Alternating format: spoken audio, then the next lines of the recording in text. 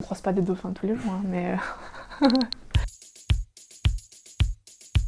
Je m'appelle Ella, je suis chanteuse, auteure, compositeur.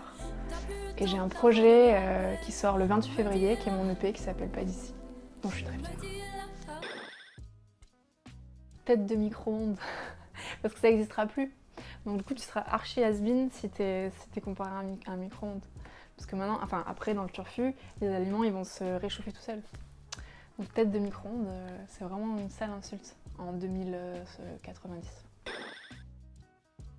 J'adorerais qu'il y ait une sorte de mix entre Marseille et Paris. Je sais pas, mettre voilà, le soleil pas loin de la Tour Eiffel, pouvoir jouer à la pétanque au bord des quais, bien qu'il y ait Paris-Plage, hein, mais bon, c'est voilà, c'est compliqué. Ouais, ça serait une ville idéale pour moi. La musique du turfu, je la vois non genrée déjà, avec beaucoup plus de liberté, beaucoup moins de cases, et cette obligation de devoir rentrer dans certaines cases qui peut être un peu gênante aujourd'hui, je trouve, quand on n'a pas cette envie-là initiale. Ça, c'est quelque chose moi qui me questionne beaucoup aujourd'hui parce qu'on me questionne sur ça. Voilà, c'est quel genre de musique tu fais, je sais pas, je fais ma musique et ça ressemble à du Ella. Sur le pavé, cheveux mouillés par la pluie comme chaque matin. J'espère que dans tous les pays, quelle que soit la personne qu'on aime, que ce soit un homme, une femme, qu'on soit hétérosexuel ou homosexuel, j'espère que le turfu nous permettra de s'aimer tous comme on veut et sans être jugé. J'espère vraiment que dans le turfu, plus personne ne sera embêté sur son orientation sexuelle. Vraiment.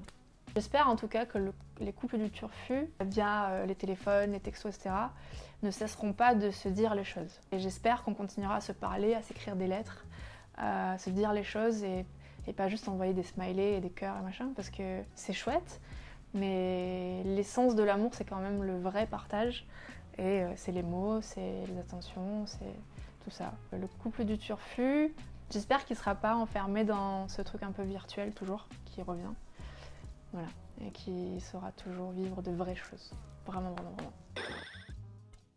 Lié à nos téléphones portables et à notre obsession pour les écrans bleus, genre d'un moment, il nous pousse un troisième œil ou un troisième pouce. Un truc un peu fou comme ça, où on se rend compte qu'on est supra bête quoi, de s'obstiner sur ces objets-là. Il faudra un job où on puisse mettre sa vie perso en pause, tu vois, qu'on ait le temps de travailler et profiter des choses géniales de la vie, la famille, tout ce qui fait partie des bonheurs simples en fait. Aujourd'hui, le travail prend beaucoup de temps dans une vie et j'ai beaucoup de modèles de personnes qui arrivent à 50, 60 ans et qui font un peu un topo et qui se disent waouh mince c'est passé vite et j'ai pas profité de ça et j'ai pas pu voyager et j'ai pas pu truc. Ce qui est un peu dommage c'est que on voue sa vie au travail et on n'a plus beaucoup de temps pour le reste. Enfin moi par exemple quand je travaillais avant de faire de la musique mon métier, j'avais un autre métier qui n'était pas un métier qui me passionnait mais que voilà il fallait que je me nourrisse et je sais que j'étais tellement frustrée parce que je rentrais tard le soir parce que j'étais dans les bouchons etc. Et qu'il me restait genre 2 heures avant de tomber de fatigue pour faire un peu de musique. Et quand je commençais un morceau le lundi soir et qu'il était trop cool et que je l'avais en tête, je pouvais pas le finir et je l'avais en tête toute la journée le mardi et rebelote le soir, j'avais pas assez de temps pour bosser ma musique. Et puis un métier du turfu, c'est un métier aussi où on serait payé à la hauteur du taf qu'on fournit. Peut-être petite augmentation du SMIC, voilà, dans le turfu, pour qu'on soit tous un peu plus tranquilles à la fin du mois, quoi.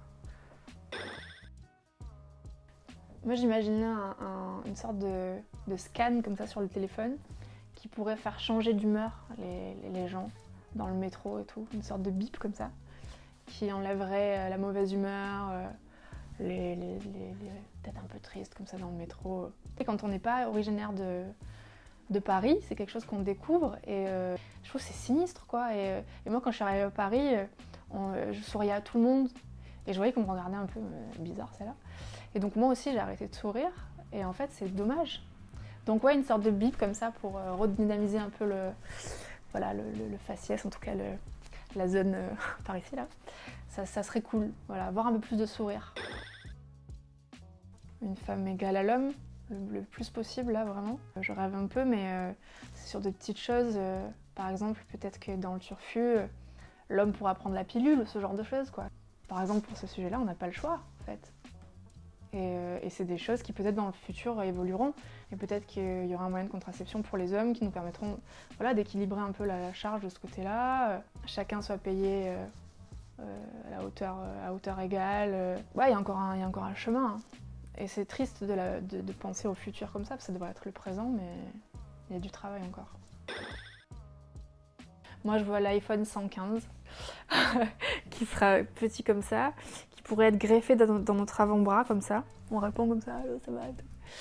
Et tellement on sera, je pense, toujours aussi addict. Tu te téléportes grâce à ton iPhone de Bastille à Montparnasse, comme ça. À Bastille, Marseille, sinon. Voilà, tu vois. Voilà, clic, clac, clic, clic, clic. Ok, maman, j'arrive, ok.